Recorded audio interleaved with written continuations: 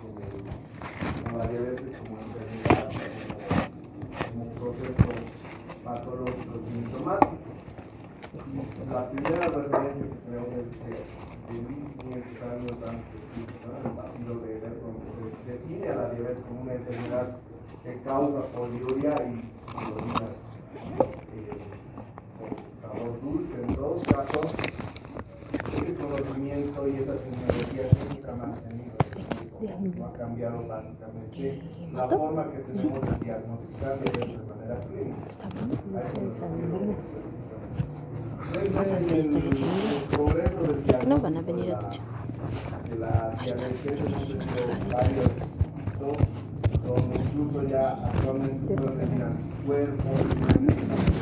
anticuerpos, se puede hacer la medición de la insulina de manera muy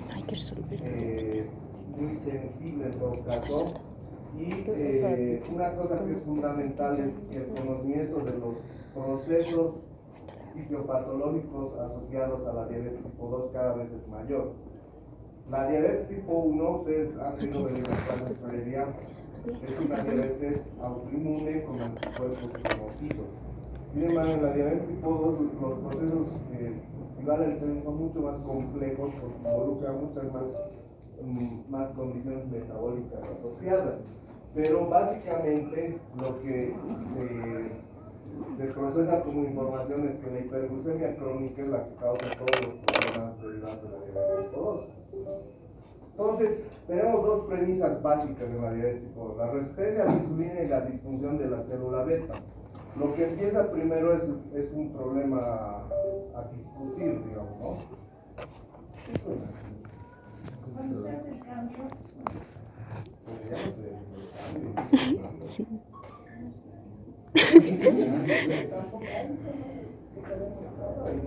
¿Cuándo se el cambio?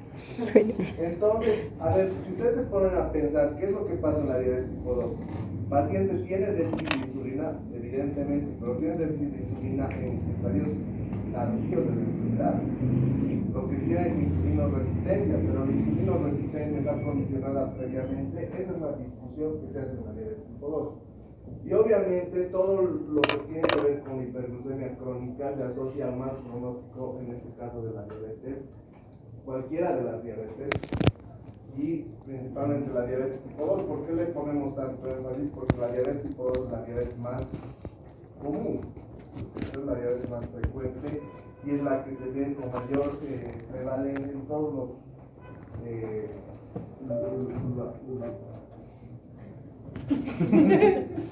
en todas las series epidemiológicas que nosotros podemos encontrar. Ahora, la falla de la célula beta tiene diversos orígenes. Por una parte, si ustedes revisan la literatura, la edad se consideraba un factor deteriorante de la célula beta. En los escritos, en los libros de hasta los mediados de los 80, 90 por lo menos, se consideraba que la diabetes tipo 2 era una enfermedad del envejecimiento. Que los pacientes hacían diabetes tipo 2 como consecuencia lógica de la disminución de la célula beta, pero porque el paciente iba envejeciendo y la célula beta se iba agotando su función. Por eso aquí se menciona la edad, ¿no?, como un factor importante. Lo genético está condicionado a través de varios mecanismos, y si bien tenemos algunas diabetes que son monogénicas, la diabetes tipo 2 es poligénica, es decir, hay varias alteraciones involucradas en cuanto a la parte genética que hacen que el individuo sea susceptible a hacer diabetes del tipo 2, y por lo tanto la resistencia a la insulina tiene que ver con ese factor genético involucrado.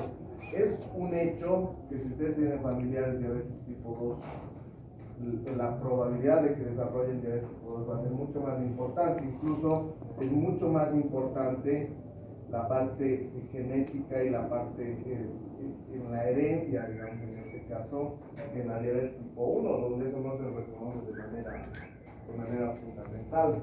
Y tienen dos datos básicos de alteración de la célula beta, falla de la célula beta, la la glucotoxicidad y la lipotoxicidad. Y ahí hay que hacer un alcance que es también complejo, ¿no? Porque ¿qué es primero? Es decir, la falla de la célula beta condicionada por la glucotoxicidad, o al revés, la glucotoxicidad hace que falle la célula beta. ¿Se entiende, no es cierto? Es un problema de cuál es el episodio desencadenante de qué proceso. Por ejemplo, si usted tiene un paciente diabético, hace hiperglucemia, ¿sí? Crónica. Si hace hiperglucemia crónica, esta hiperglucemia crónica condiciona lo que se llama glucotoxicidad. La glucotoxicidad determina disfunción de la célula beta. ¿Pero por qué ha hecho hiperglucemia el paciente? Para compensar.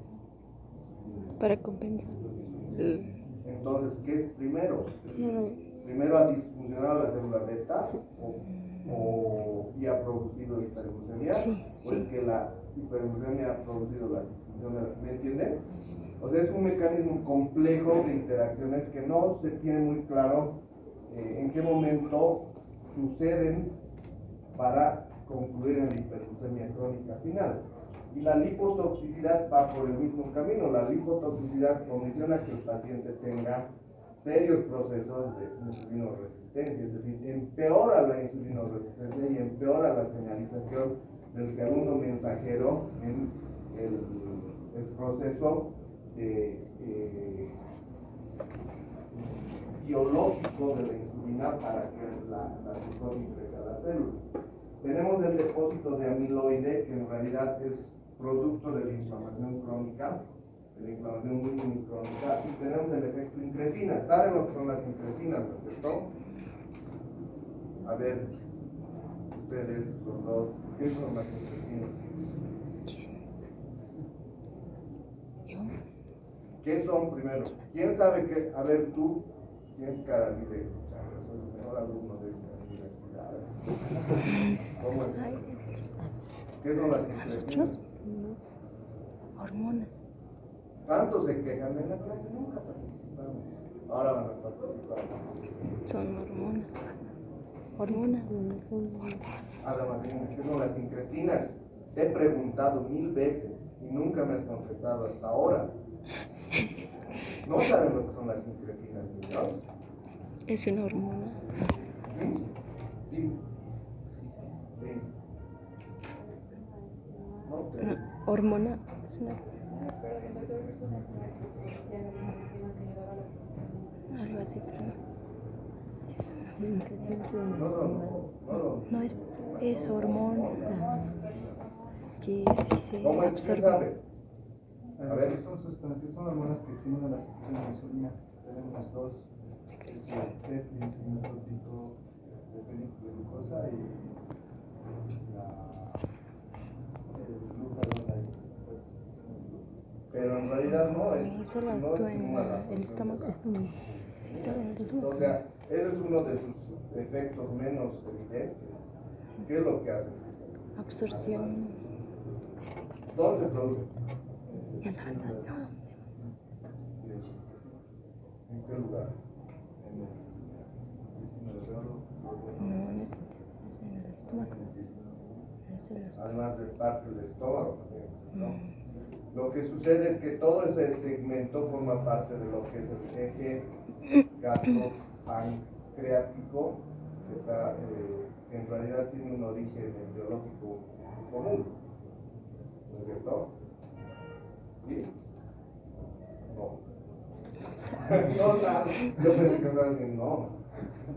Entonces, todo el control que tiene que ver con el mecanismo de control de la saciedad, en realidad, en ese sentido, del vaciamiento gástrico, de la producción de la insulina, del glucagón, de la generación de un mejor uso de la insulina, tiene que ver con ese eje, de las incretinas, que también en el diabético tipo 2 se ve afectado.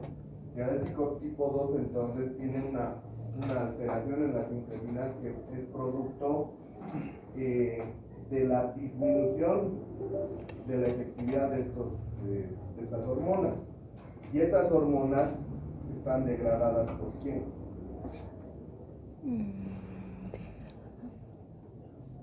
Y eso también tiene que ver con lo terapéutico, ¿no es cierto? O sea, se producen las incretinas, el GLP-1 y el GIP, y son rápidamente eliminadas de la circulación. Ese es un problema en los diabéticos tipo 2 por la dipetilpeptidasa 4, ¿no es cierto? Entonces, la terapéutica actual, ¿a qué ha apuntado? A que usemos medicamentos que impidan que se degraden las incretinas y las incretinas puedan actuar mayor tiempo y con mayor efectividad, controlando así mejor los niveles de glucosa y la secreción de insulina. ¿Sí? Exacto, estoy hablando de física cuántica. ¿Qué pasa pues? Ahora, como les decía, el problema de la diabetes tipo 2 es complejo en el sentido de que son muchísimos procesos metabólicos involucrados.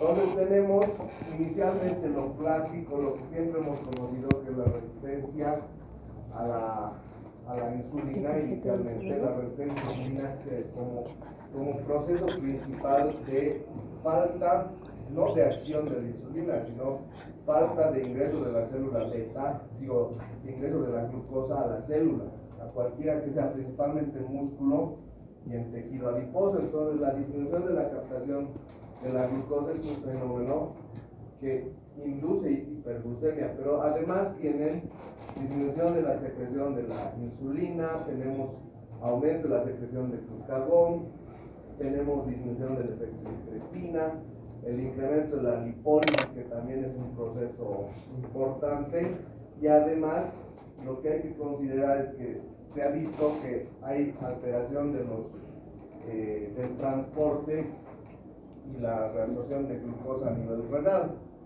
¿no es cierto? Entonces tenemos un aumento de la reabsorción de glucosa por un defecto y una mala gestión de los receptores específicos que realizan esta función, ¿de acuerdo?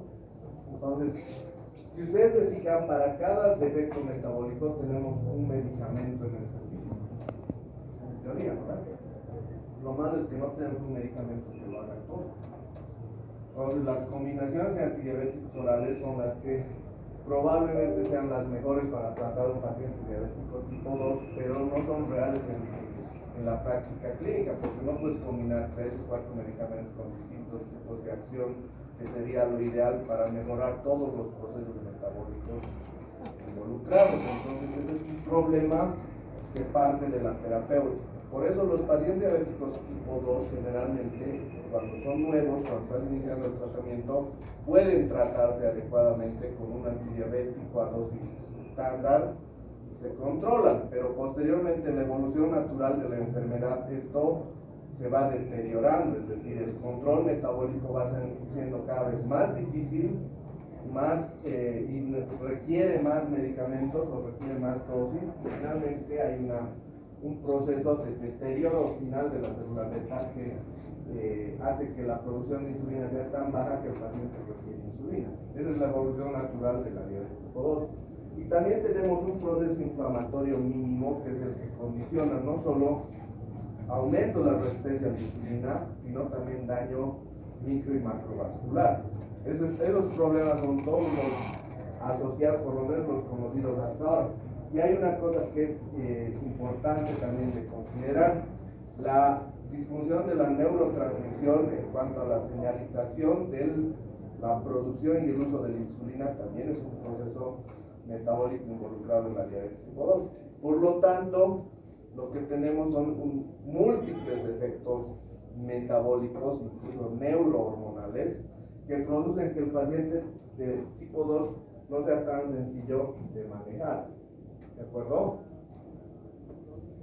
¿Hasta ahí tienen alguna duda? ¿Todas? ¿Ninguna?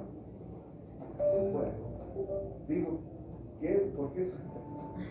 Sigo preguntando, ¿qué suena?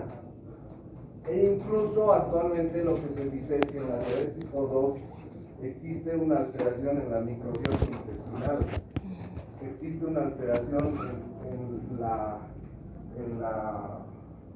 las especies de microbiota intestinal que se encuentran el intestino del paciente, lo que hace que desarrolle más procesos de resistencia a la insulina, incluso la glucotoxicidad.